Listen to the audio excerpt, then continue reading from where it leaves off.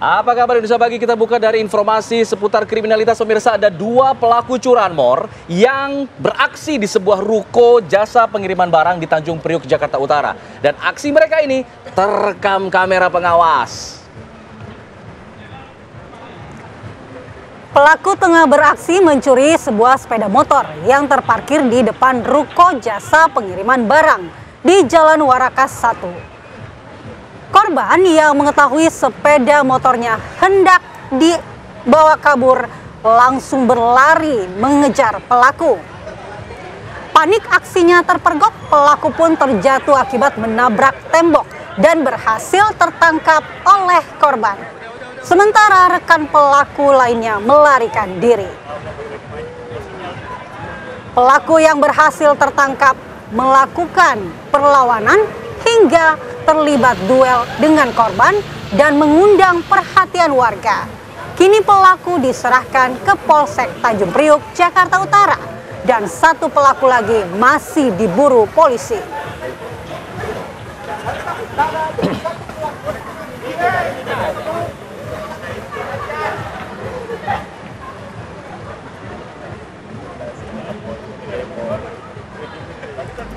Assalamualaikum warahmatullahi wabarakatuh. Selamat pagi. Selamat pagi. Oh, lihat nih apa kabar Indonesia Pagi. Kita buka tidak hanya 2 orang tapi ratusan orang nih menyambut pemirsa. Aduh, jatuh. Sampai jatuh pemirsa. Tenang. Iya, jadi kita bukan peserta yang kabur ya, meskipun seragamnya sama di biru-biru.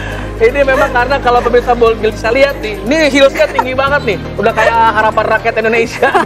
Tinggi banget. Ini buat menandingi Anda nih yang 2 meter. Iya, memang hari ini makin seru ya, apalagi hari ini saya dapat partner baru buat bersiaran. Ngeri. Ke Gunung Semeru ketemu gorila. Hari ini makin seru siaran bareng Andi Kumala. Asik. Terima kasih.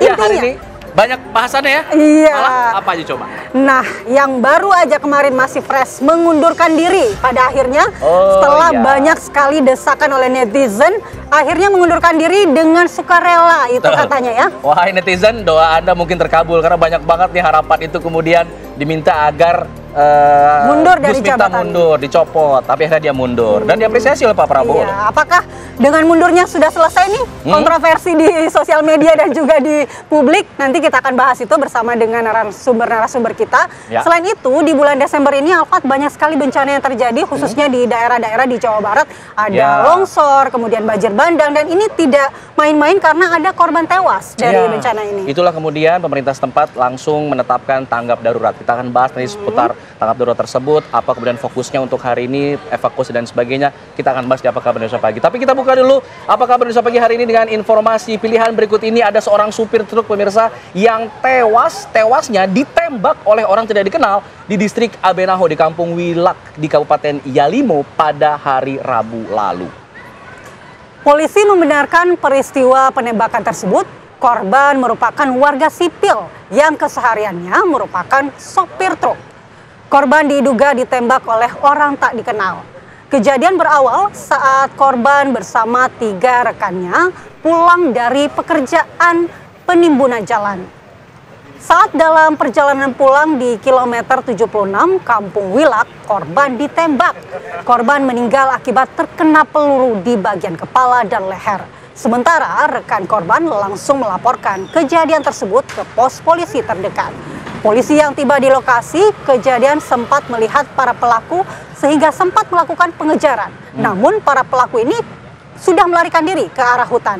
Hingga saat ini pun pihak kepolisian dari Polres Yalimo dan BKO Polda Papua akan melakukan pengejaran dan penegakan hukum terhadap para pelaku.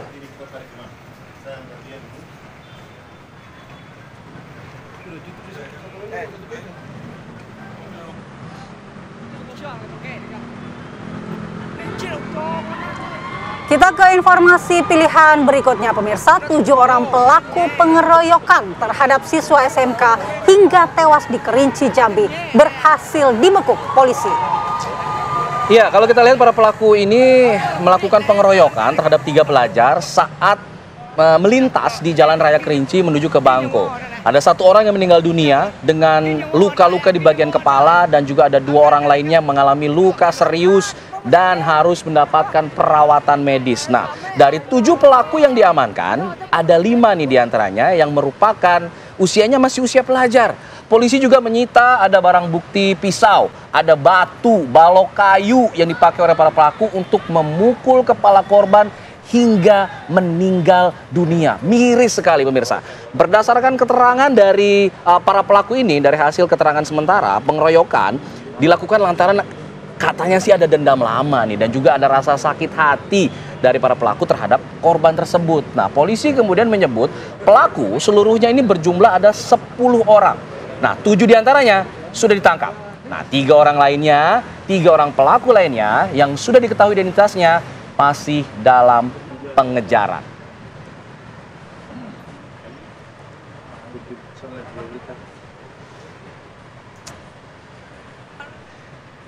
Dari Kerinci Jambi kita ke Kediri, pemirsa, kurang dari 24 jam Satreskrim Polres Kediri ini berhasil menangkap seorang pelaku pembunuhan dengan korbannya ini satu keluarga di Desa Pandantoyo, Kecamatan Ngancar, Kabupaten Kediri, Jawa Timur. Nah, pelaku ternyata adalah adik kandung korban malah. Ya, yang di video ini adalah pelaku pembunuhan satu keluarga di Desa Pandantoyo, Kecamatan Ngancar, Kabupaten Kediri ini yang sempat viral sekali kemarin karena satu keluarga dibunuh dan pelaku ternyata ditangkap Satreskrim Polres Kediri saat korban bersembunyi di Kabupaten Lamongan. Pelaku Yusak tidak lain adalah adik kandung korban Kristina.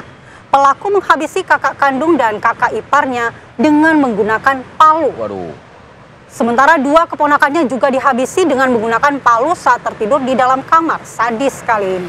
Kapolres Kediri AKBP Bimo Arianto mengatakan motif pelaku tega menghabisi nyawa 3 korban karena sakit hati tidak diberi uang pinjaman. Kemudian pelaku melarikan diri dengan membawa mobil dan harta berharga lainnya milik korban. Iya, rata-rata kasus pembunuhan memang bermuara di situ memang motifnya. Ada sakit hati dan juga motif ekonomi. Tapi ini kakak sendiri. Ah, itu yang kemudian benar-benar tega sih. Kakak sendiri, kakak ipar bahkan dibunuh dengan cara yang sangat sadis. Iya. Ya, kita beralih ke informasi lainnya. Pemirsa, ada kasus seorang mahasiswi ini yang dibunuh dan jasadnya dibakar oleh kekasihnya. Mungkin Anda masih ingat mengenai kasus ini. Nah, ini terjadinya di Bangkalan, Madura, Jawa Timur. Dan kasus ini mendapat perhatian khusus dari pemerintah pusat. Ya, Menteri Pemberdayaan Perempuan dan Perlindungan Anak meminta kasus ini dikawal dan pelaku dihukum seberat-beratnya. Iya, ada seorang mahasiswi memang Universitas Trunojoyo Madura yang tewas dibunuh dan juga jasadnya dibakar oleh kekasihnya, yaitu namanya adalah Maulidi Al-Ishaq alias Walid. Dan ini dilakukannya di tempat pemotongan kayu di Desa Banjir, Kecamatan Socah di Bangkalan, Madura, Jawa Timur pada hari Minggu lalu. Nah, pembunuhan sadis ini pembunuhan sadis ini juga mendapat perhatian khusus dari Menteri Pemberdayaan Perempuan dan juga Perlindungan Anak P3A Arifatul Khairi Fauzi serta PJ Bupati Bangkalan Madura Arif M. Edi.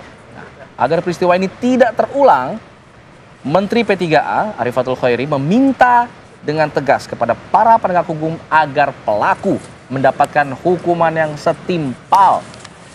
Pelaku pembunuhan bernama M. Maulidi Al-Ishaq alias Walid tadi ternyata ini merupakan kekasih korban. Walid sudah ditangkap polisi di rumahnya dan dikenakan pasal tentang pembunuhan berencana. Artinya ancaman hukumannya juga tinggi, 20 tahun atau maksimal seumur hidup atau juga bisa saja hukuman mati. Iya, seharusnya ini hukumannya sangat berat karena tindakan yang dilakukan juga sangat sadis ya. Membakar dan membunuh padahal ini adalah kekasih yang tengah hamil. Ini salah satu motif lainnya, asmara, seperti motif pembunuhan tadi ya. Kita ke informasi lainnya, pemirsa. Mobil bak terbuka tertabrak kereta api di perlintasan kereta tanpa palang pintu di Kabupaten Cirebon, Jawa Barat. 1 orang tewas dan 1 orang lainnya kritis. Kalau kita lihat di layar, pemirsa, ada mobil bak terbuka yang ringsek, sudah tak lagi berbentuk, usai tertabrak atau tersambar kereta di Desa Mundu Cirebon. Mobil ini bahkan sempat terseret kereta sampai 50 meter jauhnya. Nah, kerasnya hantaman kereta api ini membuat sopir bak terbuka terpental keluar bahkan hingga tewas di lokasi.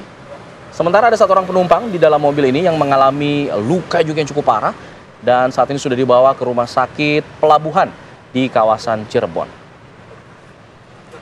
Sebelumnya pemirsa, sopir mobil bak terbuka tidak mengetahui saat melewati perlintasan tanpa palang pintu akan ada kereta api yang melintas hingga kereta api datang dan menghantam mobil tersebut.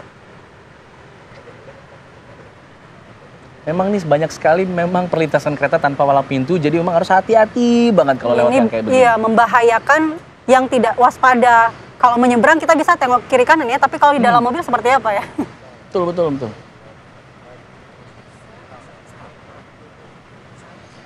Ya, kita beralih lagi, kita akan ada informasi dari OJK atau Otoritas Jasa Keuangan yang menggelar apresiasi terhadap media massa, kawan-kawan pers untuk 2024 ini. Ini merupakan kolaborasi sektor keuangan untuk Indonesia Jaya. Nah, Otoritas Jasa Keuangan atau OJK ini kembali menggelar acara apresiasi media massa tadi yang saya sebutkan. Apresiasi media massa 2024 sebagai bagian dari perayaan hari ulang tahun ke-13-nya yang diadakan di Ballroom Hotel The Ritz-Carlton, Mega Kuningan, Jakarta Selatan pada hari Jumat 6 Desember 2024 lalu. Ya, pemberian apresiasi dinilai sebagai bentuk kolaborasi dengan media massa dalam mengembangkan sektor jasa keuangan yang berintegritas, kredibel, melindungi konsumen dan masyarakat untuk Indonesia Jaya. Kegiatan ini dihadiri jajaran anggota Dewan Komisioner dan pejabat OJK serta para pemimpin redaksi dan redaktur media massa nasional dan daerah. Kepala Eksekutif Pengawas Perilaku Pelaku Usaha Jasa Keuangan, Edukasi dan Perlindungan Konsumen sekaligus anggota Dewan Komisioner Friderika Widyasari Dewi sebut kegiatan Anugerah OJK menjadi tahun kedua digelar untuk bentuk apresiasi kepada media massa.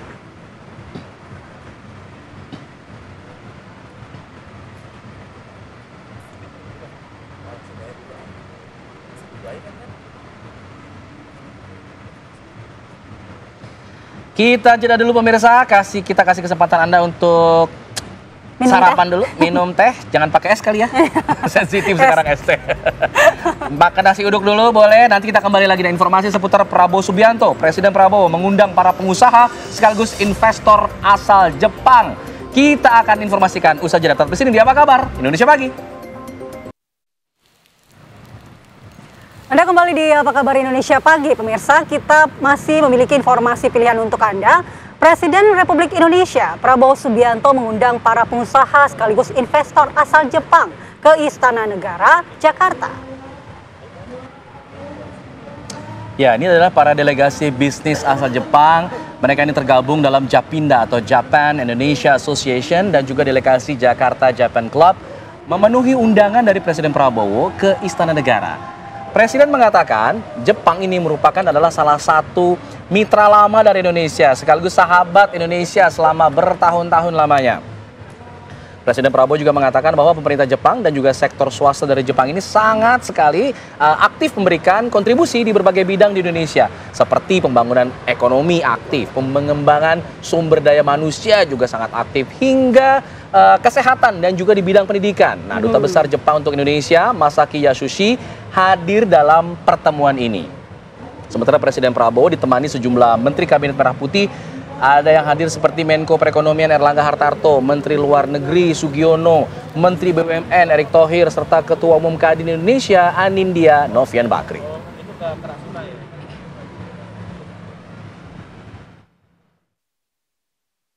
Once again, I would like to emphasize that Indonesia has been traditionally a nation of trade. For hundreds of years, this archipelago has been open to all nations, all races, all religion. Indonesia, for many, many years, even before there was an Indonesia, the tradition here is to welcome guests and to welcome foreigners. That is our tradition, that is our age-old custom. Maybe that is in our DNA. Therefore, the presence of Japanese investors, Japanese corporation is very welcome. We hope that you will feel also more and more attracted to be more and more participating in our development. Ya pemirsa, Ketua Umum Kadin Indonesia Anindya Novian Bakri menyatakan pertemuan antara Presiden Prabowo dengan delegasi Jepang kemarin akan memberikan banyak manfaat bagi masuknya investasi Jepang ke Indonesia. Ya, Kadin Indonesia ini sangat-sangat terbuka bagi para investor Jepang yang selama ini memang dikenal cukup banyak berinvestasi di bidang manufaktur untuk kemudian mulai merambah lagi ke industri lainnya seperti kesehatan dan juga pendidikan. Awal berdirinya bahkan sebelum Indonesia berdiri selalu non-aligned, artinya tidak berkunjung, selalu istilahnya welcome atau mempersilahkan banyak tamu untuk masuk, apalagi berinvestasi. Dan Jepang ini kan salah satu investor yang sudah lama, baik di zaman baik maupun krisis selalu ada.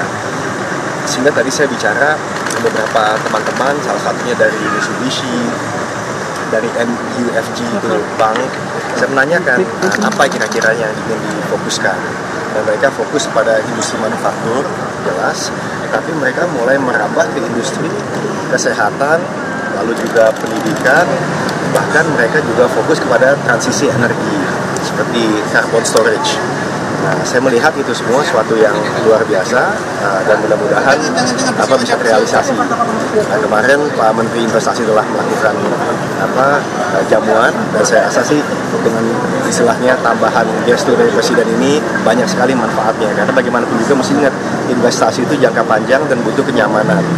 Nah, Indonesia dan Jepang kan trade-nya kita ekspor sekitar $20 miliar, import sekitar 14, jadi kita surplus. Nah, intinya bagaimana bisa melakukannya lebih ekspornya dengan industrialisasi.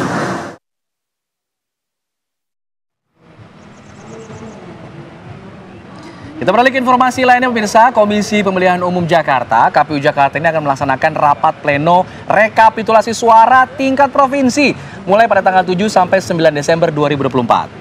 Iya, rapat pleno ini menjadi jenjang penghitungan suara terakhir sebelum penetapan gubernur dan wakil gubernur Jakarta terpilih di Pilkada 2024. Komisi Pemilihan Umum Jakarta telah menerima seluruh hasil rekapitulasi penghitungan suara dari tingkat kabupaten kota. Selanjutnya, KPU Jakarta akan menggelar rapat pleno rekapitulasi tingkat provinsi yang dijadwalkan berlangsung pada 7 hingga 9 Desember 2024. Komisioner KPU Jakarta Astri Megatari mengungkapkan jika tidak ada dinamika dalam rapat pleno rekapitulasi suara tingkat provinsi, pengumuman pemenang Pilkada Jakarta 2024 bisa dilakukan lebih cepat. Kendati rekapitulasi dari 5 kota dan 1 kabupaten di Jakarta sudah didapatkan, namun pasangan calon yang terpilih menjadi gubernur dan wakil gubernur Jakarta akan ditetapkan setelah rekapitulasi suara di tingkat provinsi rampung. Jadi Jakarta akan segera mengetahui nih kemudian siapa yang akan jadi pemimpin baru mereka selama 5 tahun ke depan. Dari mana gubernurnya?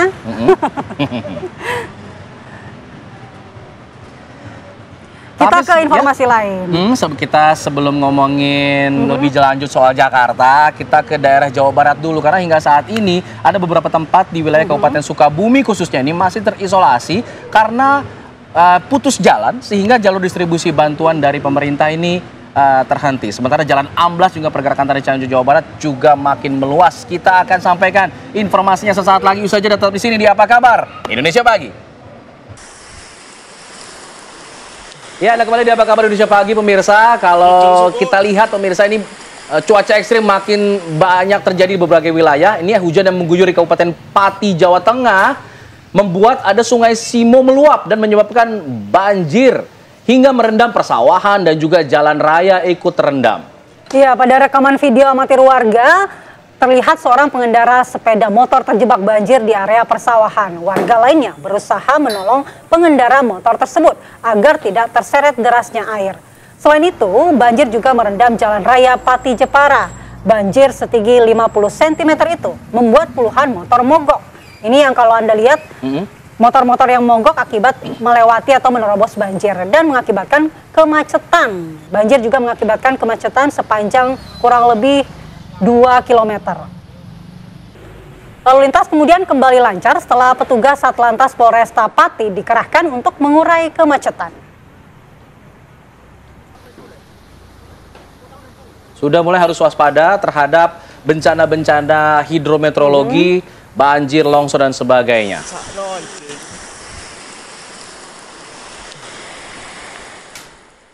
Ini tadi video yang viral ya. Dari Pati, Jawa Tengah, pemirsa.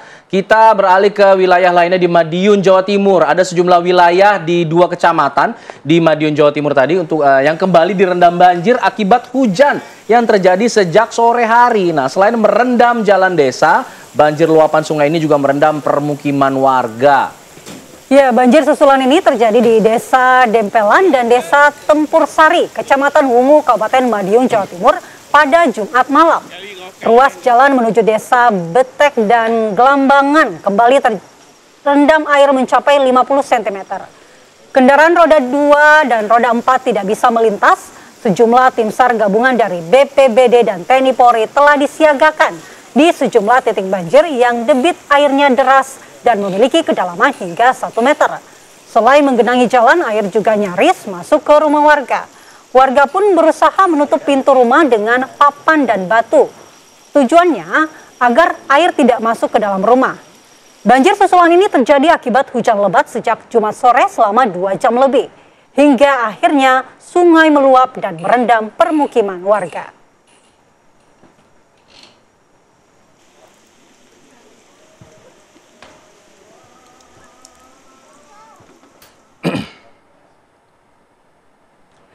Masih terkait banjir, pemirsa, petugas gabungan lakukan evakuasi korban banjir dan akses jalan nasional penghubung antar provinsi masih digenangi di sejumlah wilayah di Kabupaten Cilacap, Jawa Tengah.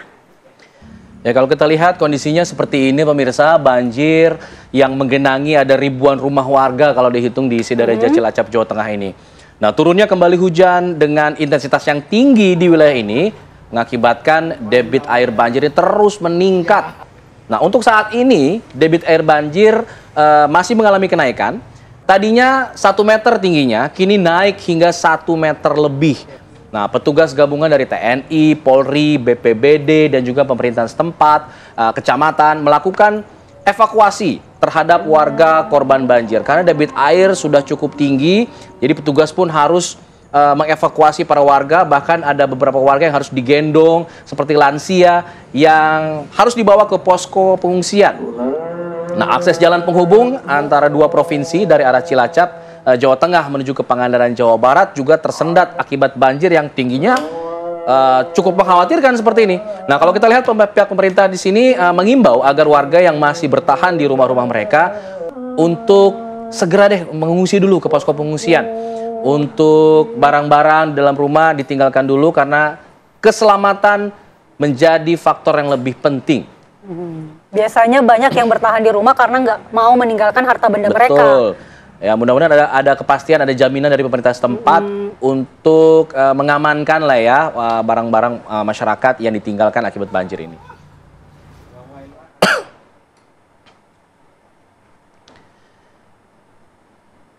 Ya, pemirsa, bencana hidrometeorologi yang menimpa Kabupaten Sukabumi memutuskan akses menuju 32 kecamatan.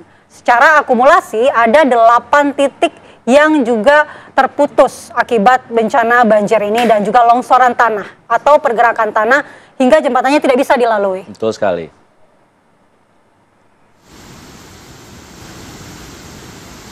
Bencana hidrometeorologi yang menimpa Kabupaten Sukabumi memutuskan akses menuju 32 kecamatan. Secara akumulasi, ada 8 titik terputusnya jalan diakibatkan longsoran tanah, pergerakan tanah, hingga jembatan yang putus. Badan SAR Nasional tengah berupaya untuk bisa menembus ke jalan yang terputus untuk bisa mengevakuasi warga yang terisolasi dan memberikan bantuan kebutuhan makanan dan logistik bagi warga terdampak bencana alam ini. Hingga saat ini beberapa tempat di wilayah Kabupaten Sukabumi terisolasi karena putus jalan hingga jalan distribusi bantuan dari pemerintah terhenti. Sementara itu jalan ambles dan pergerakan tanah di Cianjur, Jawa Barat makin meluas di 3 kecamatan. Ruas jalan penghubung dari Kecamatan Tanggaung menuju Kecamatan Kadupandak dan Kecamatan Cijati ini tergerus longsor sepanjang 20 meter. Menurut warga, jalan tersebut merupakan akses satu-satunya jalan perekonomian warga menuju Cianjur Kota. Kini warga mulai kekurangan kebutuhan sembako karena jalan tersebut amblas. Petugas dari BPBD, TNI, Polri kini sudah mendirikan posko pengungsian dan memberikan bantuan kebutuhan untuk warga yang terdampak. Dari Sukabumi dan Cianjur, Jawa Barat, tim TV One mengabarkan.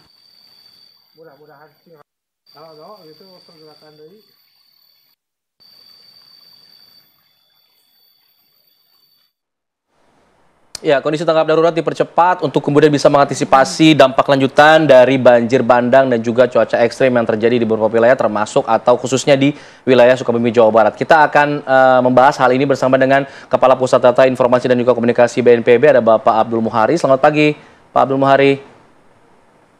Selamat pagi, Pak. Pagi, Mas. Mbak Malam. Baik.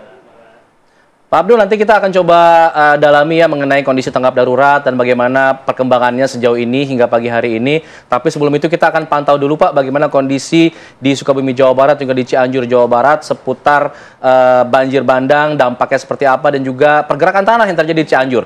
Kita akan ke Heronsyah dulu di Cianjur, Jawa Barat untuk mengetahui bagaimana kondisinya hingga sejauh ini. Kalau kemarin kita pantau di beberapa jalan-jalan ruas utama ini masih jalannya terputus, terbelah begitu ya. Bagaimana kondisinya sejauh ini? Apakah sudah ada proses perbaikan dari petugas tempat? Heronsyah. Ya baik Alfat, Mala dan pemirsa. Kondisi pergerakan tanah yang mengakibatkan jalan amblas kemudian juga rumah-rumah rusak ini saat ini untuk jalan amblas sendiri yang ada di jalur-jalur utama antara Cianjur Kota menuju Kecamatan Sindang Barang yang terjadi di sepanjang Kecamatan Tanggeng ini saat ini sudah mulai diperbaiki oleh pihak PUPR secara bertahap. Perbaikan-perbaikan itu dengan menggunakan menutup dengan puing-puing. Kendaraan juga sudah mulai bisa melalui jalur tersebut dengan buka tutup.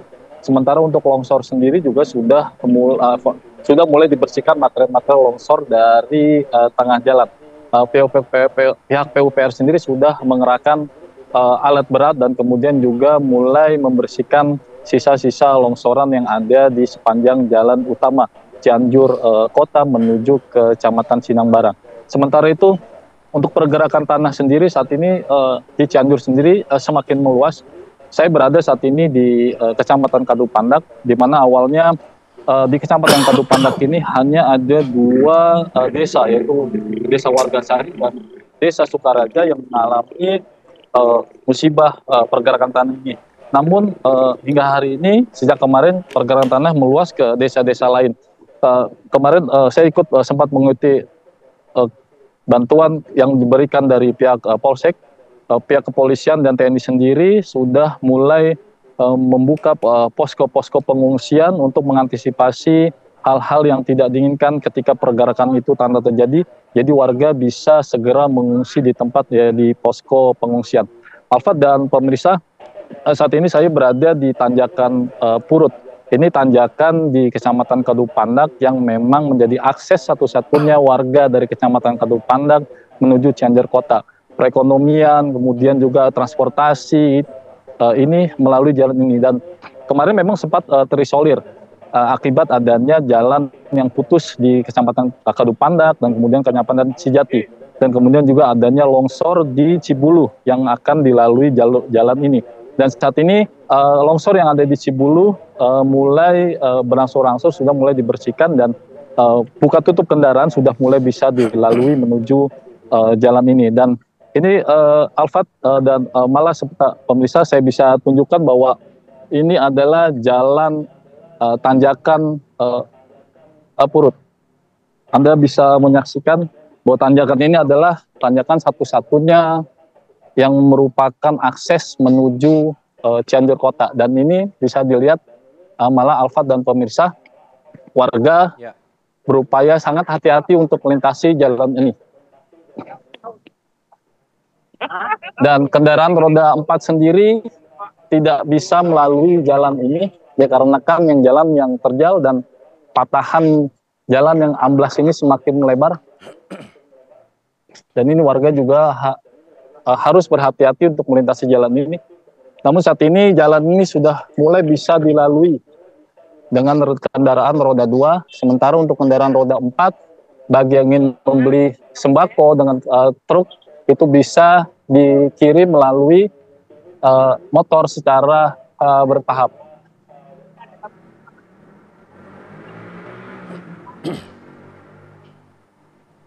Ya, beginilah kondisi jembatan. Nah, warga mengalami jatuh Ya Allah. akibat Ya Allah. ya, Pak. Nah, ya beginilah setiap hari warga saat melintasi jembatan tanjakan Purut ini, jika tidak ahli dalam berkendara dan tidak bisa melihat kondisi jalan, warga pasti mengalami seperti ini.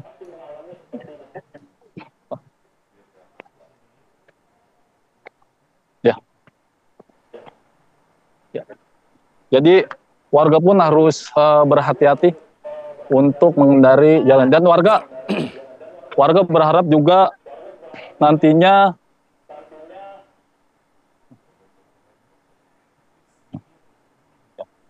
ya siap ya. Kami juga tunggu prihatin dengan kondisi tadi warga yang sempat terjatuh dan sempat mengalami luka. Ya. Pak, hati-hati Pak. Ya. Hati-hati Pak. Ya. Istirahat dulu Pak. Pak di situ Pak. Ya. Tadi Bapak sempat mengalami luka akibat jatuh, dan beginilah kondisi jembatan. Ya.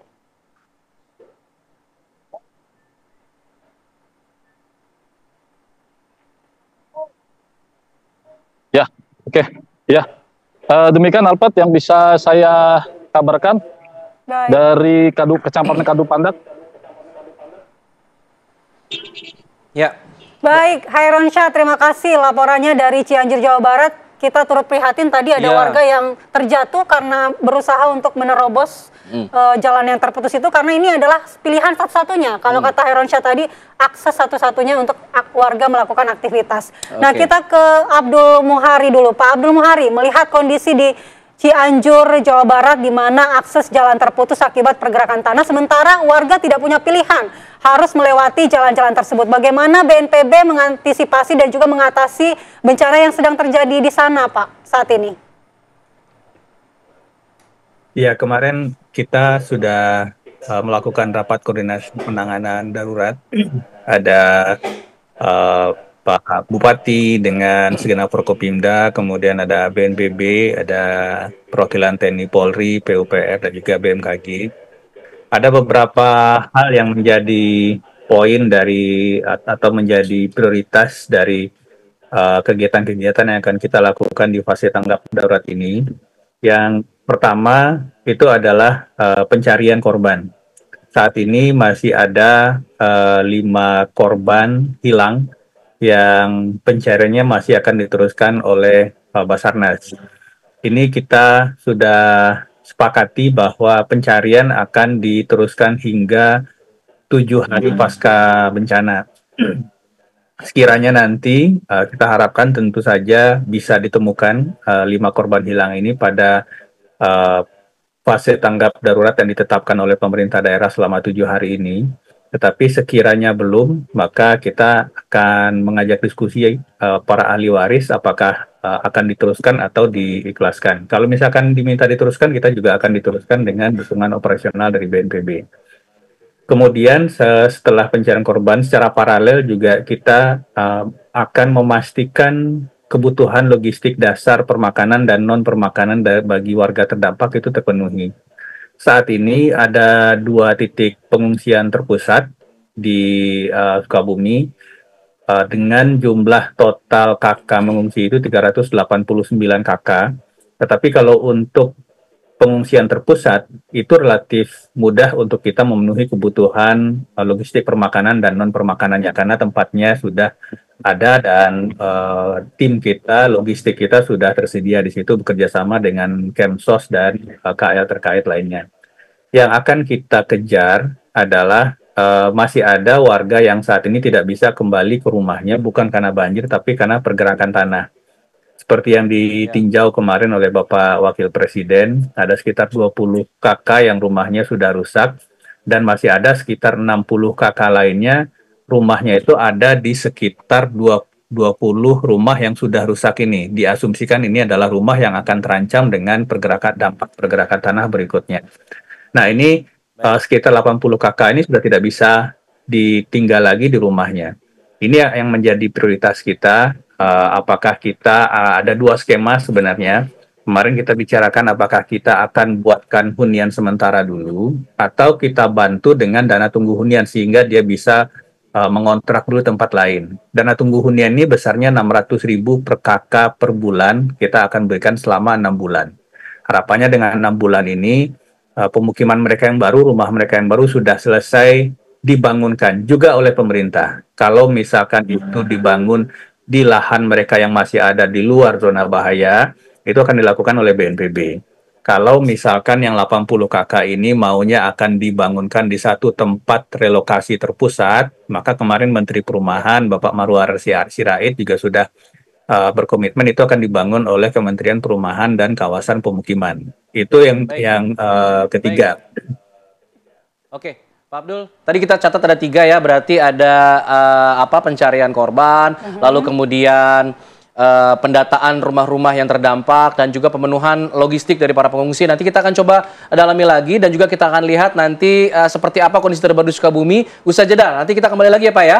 Kita nanti akan lihat laporan dari rekan kami Alvin di Sukabumi, Jawa Barat. Usai jeda, tetap di sini di Apa Kabar Indonesia Pagi. Anda kembali di Apa Kabar Indonesia Pagi, pemirsa, dan kita akan langsung gabung dengan rekan kami Alvin Syahputra yang sudah berada di Sukabumi, Jawa Barat untuk mengetahui bagaimana kondisi terkini proses evakuasi korban banjir di sana. Alvin, bagaimana hari ini proses evakuasi, apakah masih terus dilakukan?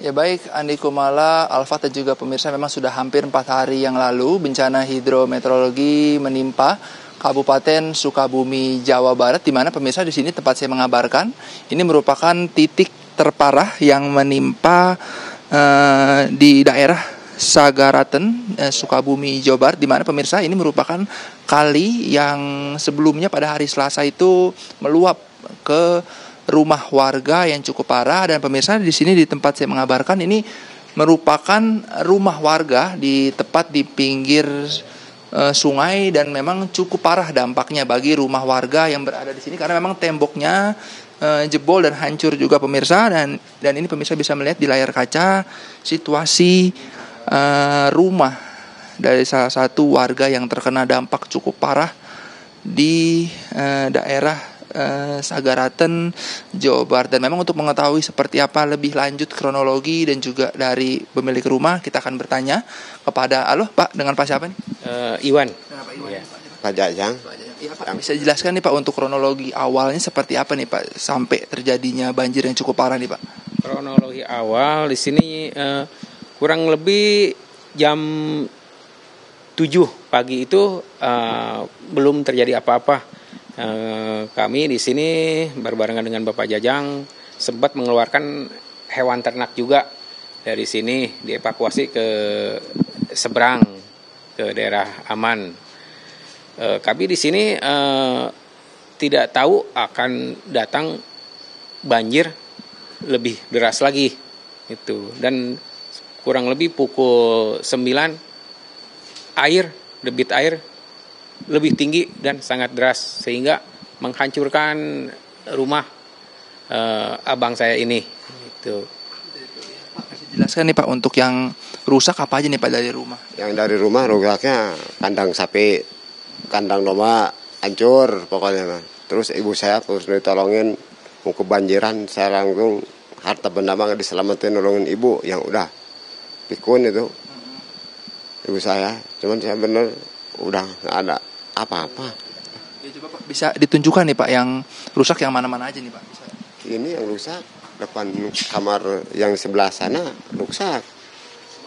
Yang sebelah sini rusak, hancur semua. Itu dapur yang belakang saya kena arus semuanya. Kena arus lomba di Bapak ya. Iya. Jadi Bapak kalau untuk barang yang tersisa berarti tinggal apa aja nih Pak yang masih?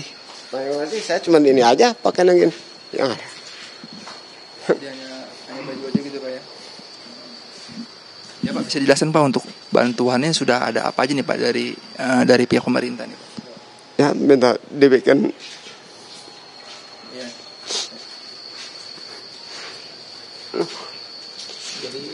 Jadi Bisa dijelaskan Pak? untuk pemerintah, khususnya Bapak Presiden kita, Bapak Prabowo, Bapak Gubernur kita, Bapak Deddy Mulyadi, tolonglah itu saudara kami, warga kami yang lagi kesusahan, yang lagi kena musibah. Karena abang saya ini menyelamatkan bukan harta benda dulu, yang diselamatkan ibunya dulu gitu. Makanya tolong untuk dinas terkait minta bantuannya gitu, minta bantuannya supaya segera lekas datang, karena bangunan yang punya dia cuma ini aja, itu pun dia mengurus lansia gitu. Ya, iya. Kak, kalau untuk bantuan logistik ini di sini seperti apa nih Pak? Apakah sudah ada bantuan dari pemerintah Pak? Logistik ataupun apa sembako? ya pengen bikin aja terus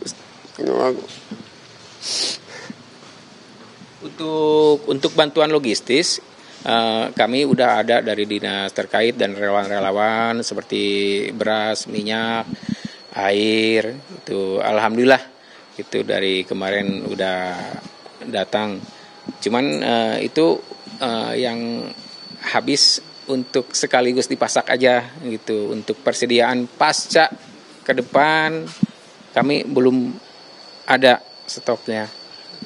Iya. Oke, makasih banyak ya Pak ya. Bapak turut berduka cita ya Pak ya dengan semoga dari pihak pemerintah juga adanya bantuan nanti ke Bapak bisa membantu dengan kerusakan yang terjadi ya Pak ya.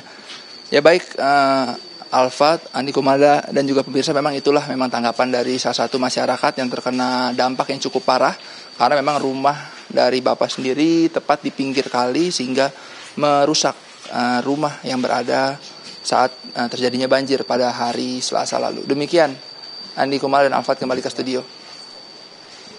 Ya, terima kasih Alvin Saputra. Kita juga turut prihatin, sampaikan salam kami untuk Pak Jajang dan juga warga sekitar yang juga ikut terdampak dari banjir bandang ini.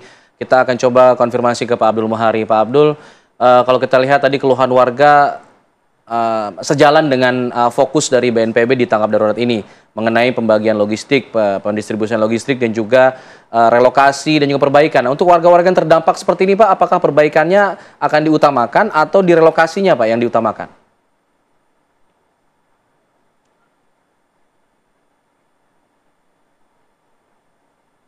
Pak, boleh di-unmute dulu Pak audionya? Oke. Jadi data kita per kemarin malam, Mas Alfat, itu ada 211 unit rumah rusak berat. Dan ada 123 unit yang rusak sedang dan 150. Kita sampaikan bahwa pemerintah berkomitmen untuk dan membangun kembali rumah yang jadi skenario-nya ada dua, kalau masih yang terpusat, karena seperti tadi kita lihat gambar, ini rumahnya daerah aliran. Ini kita harapkan bisa kita relokasi, karena kalau misalkan kita bangun kembali di tempat yang sama, bukan tidak mungkin nanti pada musim hujan berikutnya ini akan terdampak kembali. Tentu saja kita dalam merelokasi kita harapkan bahwa masyarakat ini benar-benar aman dari potensi bencana serupa di masa depan. Nah, kalau misalkan masyarakat ini memiliki tanah di tempat lain yang lebih aman, pemerintah akan membangunkan rumahnya dengan skema bantuan itu rumah rusak berat senilai 60 juta rupiah. Ini sudah pernah dan sangat sering dilakukan oleh BNPB di tempat-tempat lain. Kemudian kalau misalkan ini nantinya akan direlokasi di satu tempat yang terpusat, ini akan lebih bagus lagi karena ada struktur fasum-fasosnya di situ. Itu akan dibangunkan oleh Kementerian Pemukiman dan Kawasan Perumahan, Kementerian Perumahan dan Kawasan Pemukiman. Ini juga sudah Pak Menteri Marwarar kemarin juga sudah menyatakan komitmennya untuk segera melakukan itu. Yang kita tunggu sekarang adalah data penduduknya dari pemerintah daerah. data penduduk ini tentu saja by name by address supaya nantinya bantuan memang tepat sasaran. Begitu Mas Alfat, Mbak. Ya Pak Muhari, apakah sudah ada komunikasi begitu dengan warga yang terdampak terkait dengan rencana mitigasi yang akan dilakukan oleh BNPB tersebut seperti relokasi dan juga membangun rumah-rumah mereka kembali, Pak? Kemarin kita sudah melakukan rapat di Pendopo Bupati, ada bupati di situ, ada perwakilan kecamatan dan desa di situ. Kita juga sudah membentuk Satgas Tanggap Darurat dengan 2 posko. Posko utama itu ada di Pendopo Bupati dan posko statisnya ada di Pelabuhan Ratu. Supaya nanti kenapa harus 2 posko? Supaya nanti pertama distribusi bantuan bisa lebih cepat, yang kedua pendataan kerusakan dan warga-warga yang saat ini tidak bisa kembali ke rumahnya ini juga bisa kita akselerasi. Tidak hanya kepada aparat desa, Kepala BNPB kemarin juga sudah menyatakan akan meminta dukungan Panglima TNI untuk membKO-kan dulu 100 hingga 150 personil TNI untuk bisa benar-benar turun ke lapangan. Utamanya tidak hanya mendistribusikan bantuan, tetapi juga memulihkan secara cepat akses jalan yang tadi disampaikan di awal yang saat ini terputus. Data kita saat ini ada 20 jembatan yang terdampak, 6 diantaranya itu hancur total termasuk akses ke Cilituk, jembatan kuning yang ada di visual saat ini.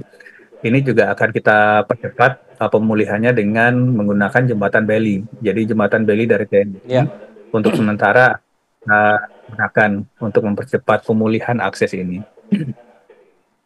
Baik. Terima kasih Pak Abdul Muhari atas informasinya. Kita harapkan fokus-fokus dari BNPB dalam tanggap darurat ini bisa terlaksana dengan baik dan juga lancar, termasuk pencarian korban. Semoga semua bisa segera ditemukan dan juga proses relokasi dan juga evakuasi berjalan dengan lancar. Terima kasih Pak Abdul Muhari. Selamat pagi. Terima kasih, selamat pagi Pak. Ya, kita jeda dulu pemirsa, nanti kita akan kembali dengan informasi yang masih jadi pembicaraan banyak pihak setelah Miftah Maulana atau Gus Miftah mengajukan pengunduran dirinya dari jabatannya sebagai utusan khusus Presiden bidang kerukunan beragama dan pembinaan sarana keagamaan. Perbincangannya kami hadirkan sesaat lagi di sini. Di Apa Kabar Indonesia Pagi. Ini dengan segala kerendahan hati dan ketulusan dan dengan penuh kesadaran, saya ingin sampaikan sebuah keputusan yang telah saya renungkan dengan sangat mendalam.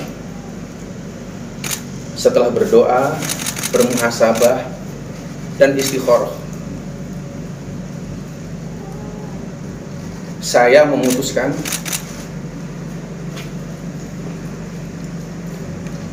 untuk mengundurkan diri dari tugas saya sebagai utusan khusus Presiden bidang kerukunan beragama dan pembinaan sarana keagamaan. Keputusan ini saya ambil bukan karena ditekan oleh siapapun, bukan karena permintaan siapapun, tetapi keputusan ini saya ambil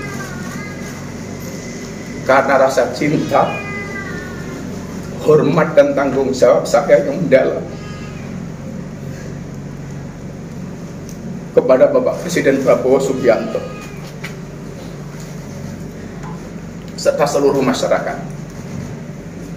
Sekali lagi saya ulangi,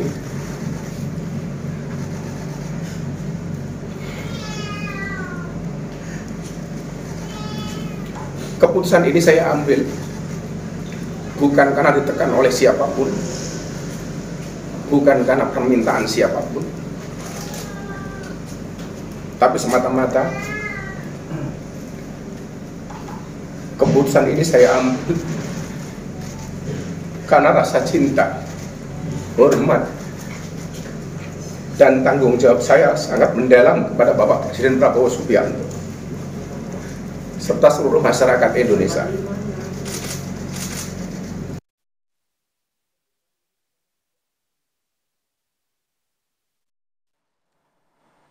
Ya, itu tadi adalah permintaan maaf dan juga pernyataan pengunduran diri dari Miftah Maulana atau Gus Miftah dari jabatannya sebagai utusan khusus Presiden. Nah, kemudian pengunduran diri tersebut mendapatkan tanggapan dari Presiden Prabowo Subianto atas pengunduran diri dari pendakwa Gus Miftah atau Miftah Habibur Rahman dari utusan khusus Presiden. Berikut adalah tanggapan dari Bapak Presiden Prabowo Subianto.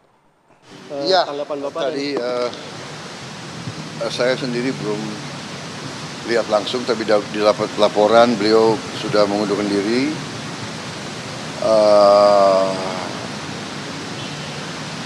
Komentar saya kira itu adalah tindakan bertanggung jawab, tindakan kesatria. Ya. Beliau sadar, beliau salah ucap, beliau bertanggung jawab dan beliau mengundurkan diri. Saya kira kita hargai sikap kesatria itu. Saya kenal beliau, ya mungkin karena beliau memang bergaul dan sering berceramah di kalangan bawah. Mungkin bahasa beliau niatnya bukan niat jahat, bukan niat menghina, tapi terlepas mungkin ya salah ucap. Beliau sadar, beliau salah, beliau bertanggung jawab, beliau mengundurkan diri. Saya kira itu ya jelas. Saya kira di Indonesia juga jarang orang merasa salah, bertanggung jawab dan mengundurkan diri ya. Jadi kita hargai yang itu. Tapi ya beliau sendiri sadar bahwa beliau salah. Ya, pemirsa, cukup diapresiasi oleh Presiden Prabowo Subianto terkait dengan pengunduran diri Miftah Maulana dari utusan khusus Presiden dari jabatannya setelah gonjang-ganjing dan kontroversi yang menyertainya di publik di sosial media karena adanya kata-kata yang dianggap mengolok-olok penjual ST pada saat acara waktu itu dan akhirnya melebar dan menjadi kontroversi. Nah, untuk membahas hal ini, catatan-catatan apa yang menjadi atensi setelah pengunduran diri Miftah Maulana ini, kita sudah bersama dengan narasumber kita di studio. Ada Kiai Haji Asrorun Niam, Ketua MUI Bidang Fatwa. Assalamualaikum Kiai, apa kabar? Alhamdulillah sehat. Alhamdulillah. Kemudian ada Mas Gun-Gun Herianto, pakar komunikasi politik UIN. Selamat pagi, Mas Gun-Gun. Selamat pagi. Sehat ya Mas? Alhamdulillah. Oke, kita akan pertama ke Kiai Niam. Kiai Niam, melihat dari kontroversi yang sudah terjadi ini dan juga melihat pesan yang ingin disampaikan oleh Gus Miftah telah mengundurkan diri sebagai rasa tanggung jawabnya. Tanggapan MUI sendiri seperti apa sebenarnya dengan kontroversi yang menyertai Gus Miftah ini dengan pernyataan-pernyataan yang dianggap tidak pantas, dan bagaimana seharusnya juru dakwah atau tokoh-tokoh agama ini menjaga adabnya saat menyampaikan ceramah gitu? Ya, terima kasih ya. Selalu ada hikmah di balik peristiwa ya. Dan beberapa hari ini kita disajikan satu kejadian yang kemudian bisa kita ambil pelajaran penting, bukan hanya bagi Gus Miftah, bagi Pak Son Haji, tetapi bagi saya, bagi publik, dan juga bagi masyarakat secara umum ya. Ada kalanya sesuatu yang patut di suatu komunitas itu ketika disampaikan di komunitas yang lain tidak patut. Ada kalanya patut bagi seseorang dalam posisi tertentu, tidak patut bagi posisi yang lain. Karena itu tepat peribahasa Arab ya, ada likulli maqamin maqal.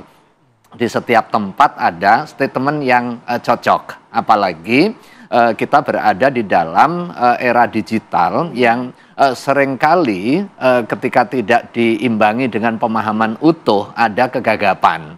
Sesuatu yang mungkin biasa kita ketemu dengan sesama Gus misalnya, candaannya ya candaan seperti kita teman begitu, tetapi ketika ini berada di ruang publik kadang tidak pantas dilihat oleh publik yang kemudian memiliki persepsi khusus terkait dengan sosok Gus, sosok Kiai, sosok pejabat dan lain sebagainya. Nah, karena itu apa yang terjadi kemarin banyak pelajaran dan juga ibrah. Yang pertama tentu apa yang disampaikan oleh Gus Miftah dengan menyadari kekeliruan dan juga kesalahannya, kemudian meminta maaf, ini adalah pelajaran penting bagi kita.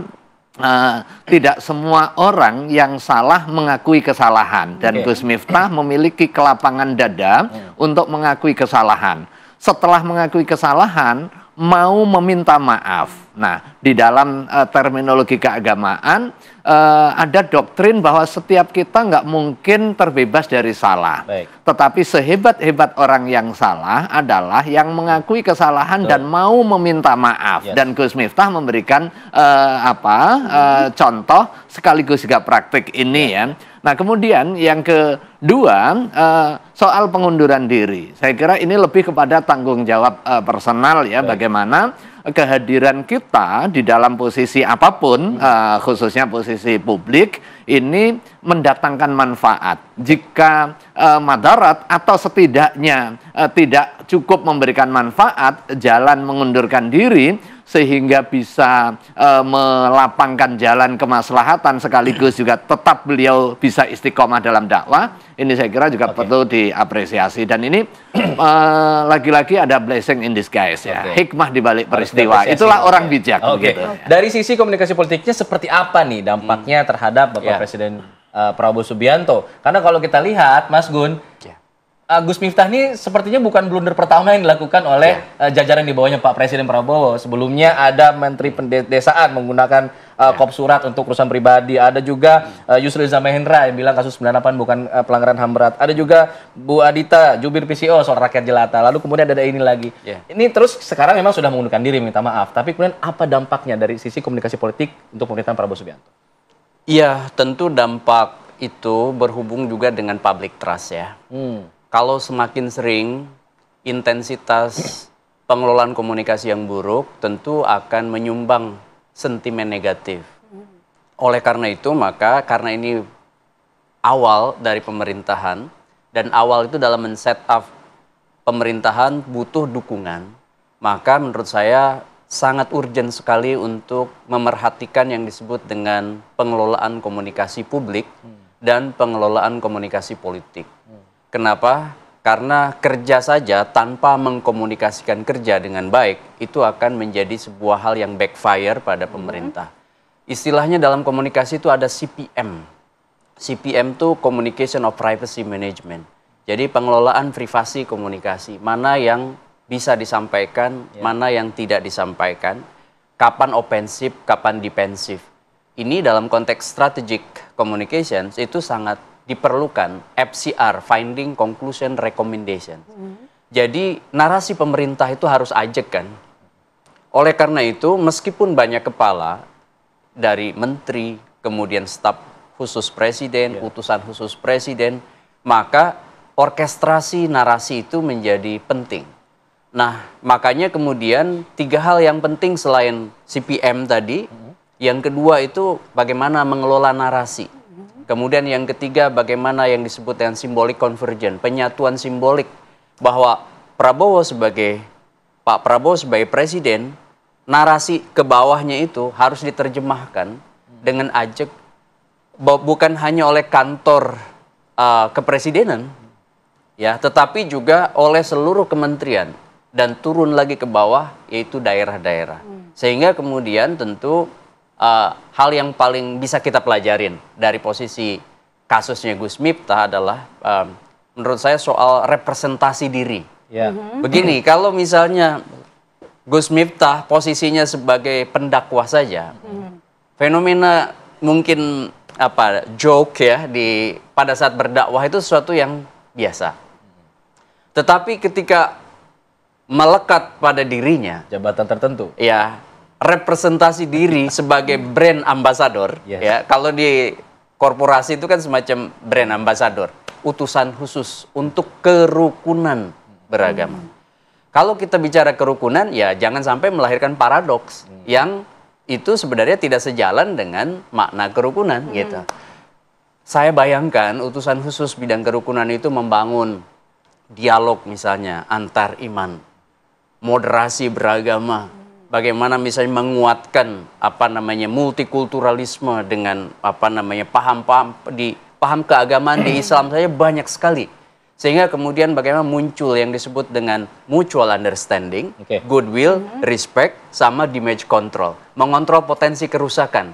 Nah, 4 hal ini bagian terpenting dari komunikasi publik dan komunikasi politik. Membangun pemahaman bersama, menciptakan niat baik, penghargaan, dan mengelola potensi-potensi kerusakan. Berarti ketika Gus Miftah ini berperan sebagai penceramah, maka dia bebas menjadi dirinya dengan gaya-gaya ceramah atau dakwanya. Tapi otomatis ketika dia menjadi pejabat publik, figur publik, dia harus mengubah mode itu, begitu Mas Gun. Jadi setiap orang kan punya gaya.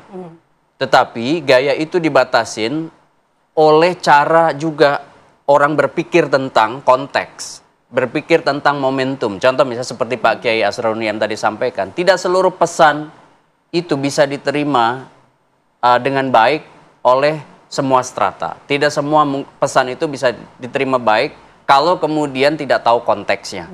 Makanya kemudian jangan masuk ke hal-hal yang beresiko tinggi, itu bisa menjadi bukan hanya polemik tapi antipati. Contoh misalnya pernyataan seksis, pernyataan yang rasis, pernyataan yang merendahkan. Hal seperti ini kan common sense. Orang nggak suka kan direndahkan.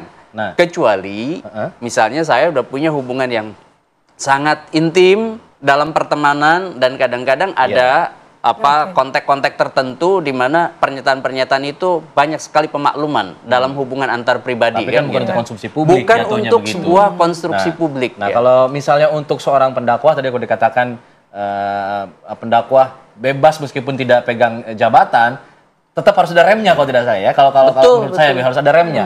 Nah, kemudian sempat diungkapkan oleh Wasekjen MUI bahwa butuh ada sertifikasi dai ini kalau begitu agar kemudian hal seperti bisa diantisipasi. Mungkin tadi bisa dijawab oleh Pak Yai ya untuk pertanyaan tersebut. Usai jeda, kita jeda dulu, kita kembali saat lagi di sini. Apa kabar Indonesia Pagi?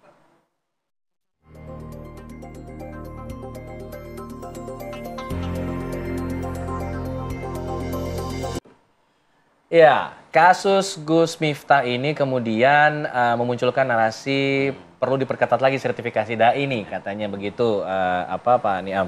Tapi kalau sepengetahuan saya sertifikasi dai kan sudah berjalan beberapa lama ini ya kalau tidak salah ya. Ini bagaimana sebenarnya penerapannya? Gus Miftah tersertifikasi nggak sih sebenarnya? Ya, saya kira gini ya. Jadi setiap aktivitas yang terkait dengan publik, apalagi mengemban tanggung jawab publik, itu kan butuh kompetensi. Jika sesuatu diletakkan kepada orang yang nggak punya kompetensi, tunggu saat kehancurannya, gitu ya. Nah, kompetensi di sini bukan hanya sekedar ilmu pengetahuan, tetapi juga etika, kemudian mekanisme penyampaian dan lain sebagainya. Jadi kalau di dalam ilmu keagamaan itu kan ada madah, ada wasilah. Ada materi, substansi yang mau disampaikan, ada tata cara penyampaiannya. Dan tata cara ini nggak kalah penting memperoleh perhatian. Makanya kalau kita berkomunikasi kepada publik, kita harus mengenali karakteristik publik dulu. Karena bisa jadi karakteristik publik memiliki kekhususan dan juga spesifikasi. Man arafa lughata qaumin salima min afatihi. Barang siapa yang mengetahui tradisi budaya termasuk juga bahasa satu kaum yang hendak kita sampaikan pesan, maka kita selamat dari cercaan dan juga caciannya. Nah, termasuk juga penyampaian diksi di ruang-ruang tertentu. Bahasa yang benar di tempat yang kurang benar akan bisa direspon menjadi kurang benar. Nah, itu yang saya kira penting. Ada kontekstualisasi. Karena itu penting bagi kita, termasuk juga seorang mufti, seorang dai, seorang guru, seorang politisi, seorang apalagi itu ya pejabat publik memahami, presenter juga kan presenter akan berbeda penyampaiannya ketika di depan kamera dengan off cam. Nah, artinya sama-sama presenternya ini, tetapi beda tempat, beda tuntutan. Nah, karena itulah ada dua dimensi sekaligus yang harus dipahami dalam konteks al-ahliyah atau kompetensi. Kompetensi yang terkait dengan keilmuannya, jangan sampai menyampaikan sesuatu yang dia tidak tahu. Ini dosa besar. dalam konteks fatwa juga begitu. Ajra'ukum 'alal futya, ajra'ukum 'alan nar. Orang yang paling berani mengeluarkan fatwa tanpa ilmu, dia paling berani masuk neraka. Demikian juga konteks dakwah. Barang siapa dia ngajak tapi nggak melakukan, itu masuk dosa besar, kaburo maktan. Nah, begitu dia ngajak, harus dengan cara yang baik. Itulah makna al-hikmah wal mau'izatil hasanah. Standarisasi dai menjadi penting. Jadi soal penguatan kompetensi, baik kompetensi keilmuan maupun kompetensi yang terkait dengan personal dan sosial kita. Baik, kompetensi penting dan harus memang penyampaian itu harus dengan cara yang baik. Mengajak sesuatu itu udah harus dengan cara yang baik. Kita ke Mas Gun-Gun. Mas Gun-Gun, terkait dengan kembali lagi pengunduran diri Gus Miftah ini. Catatan Anda, apa sebenarnya pesan yang ingin disampaikan oleh figur publik yang mengundurkan diri di tengah polemik? Apakah ini lebih banyak dampaknya negatif atau positif? Apakah di kasus Gus Miftah ini bisa membalikan situasi yang tadinya netizen mencecar dan memaki bisa lebih positif lagi? Pengunduran diri di satu sisi itu harus tetap diapresiasi. Kenapa? Karena itu bentuk tanggung jawab ya. Dan bagus juga ke depan pejabat-pejabat publik, entah apapun posisinya, kalau bermasalah dan melukai masyarakat, itu mengundurkan diri sebagai etika dan keadaban berpolitik. Kenapa? Karena tradisi ini sebenarnya tradisi bagus. Soal opini publik yang terbangun kan luar biasa kemarin. Ingat, opini itu selalu berjalan 3 tahap. Pertama namanya stage of brainstorming. Orang tuh berbicara acak. Tetapi kemudian jangan lupa akan muncul yang kedua namanya stage of consolidation. Opini itu menjadi pro dan kontra yang mulai mengarah pada opini mayoritas. Nah, pada saat opini mayoritas terbentuk akan muncul solid stage yang kemudian sulit dikendalikan. Makanya rezim kekuasaan manapun selalu punya kepentingan untuk mengelola opini publik dengan baik. Kalau tidak, maka akan ada tsunami opini yang bisa meluluh lantakan bangunan yang sudah disiapkan oleh siapapun termasuk rezim kekuasaan. Jadi Pak Prabowo harus lakukan apa nih untuk kemudian bisa mengkonsolidasikan lagi jajaran di bawah? Banyak melakukan mitigasi opini publik. Cepat melakukan manajemen isu secara reguler.